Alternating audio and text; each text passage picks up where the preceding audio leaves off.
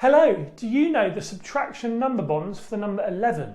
If you don't, that's great because we're going to teach you that today. So, number bonds and subtraction is saying what two numbers subtracted together equal 11. So, you could have something like this, 12 take away 1. That's a great number bond for 11, it's very easy, but it's a great number bond because that equals 11. So, what about this one? 15 take away 3. Does that equal 11? Let's try. 15, 14, 13, 12. That's not it, is it? Because that equals 12. So that can't be it. So, what number do I now need to subtract by to make 11? I'll give you a second.